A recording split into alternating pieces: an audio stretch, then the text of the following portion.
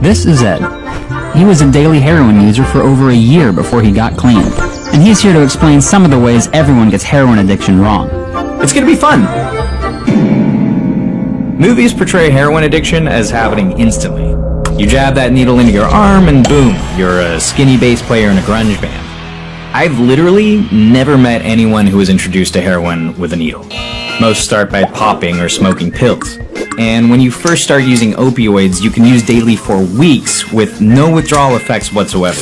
I used to get totally wasted with my girlfriend Sally every night and woke up every morning clear as a bell. So it was super easy to think, hey, why not use again?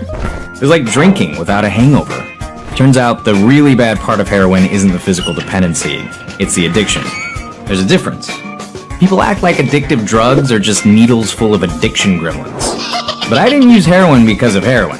I used it because I had serious problems in my life that I wasn't addressing. The gremlins were inside me all along. Heroin helped me ignore them, which made quitting harder because I had to face not only withdrawal, but all the crap I'd been trying to avoid in the first place. I can't take it, man! This scene from Requiem for a Dream is pretty melodramatic. When this happened to my girlfriend, we just drained her abscess with a hot compress and disinfected razor blade. Blackened limb rot was so commonplace it was practically boring. The real danger is buying stronger heroin than you're used to by accident. Since there's no FDA for illegal street drugs, heroin potency is less closely monitored than, say, orange juice pulp. It's pretty easy to get some fire dope by accident. That's the equivalent of ordering a latte, but when you go to take a sip, you find out it's made of shotgun blast. Ugh, casuals. Some people think the danger of heroin is that you might inject some that's been cut with Drano or something. No. The danger of heroin is accidentally injecting heroin that's too damn good.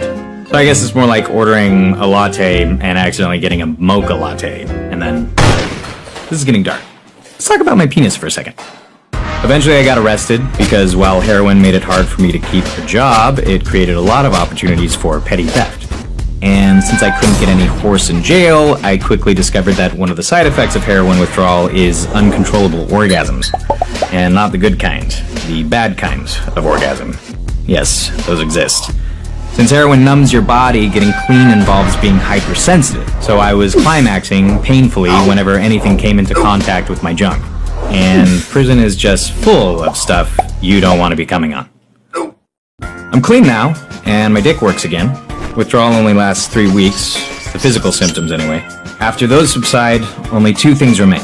The first is post-acute withdrawal syndrome, which means depression, insomnia, restlessness, overwhelming guilt, and in my case, vivid nightmares. In one, I have a bag of dope in my hand and I'm looking for a place to shoot up, but every time I find one, I get interrupted. The dream always ends with a needle in my arm, and just before I push off, I wake up.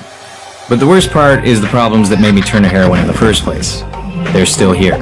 And they actually got worse while I was high because instead of working on them, I had been really, really high. My point is that if I were going to give a review of heroin, it would be negative.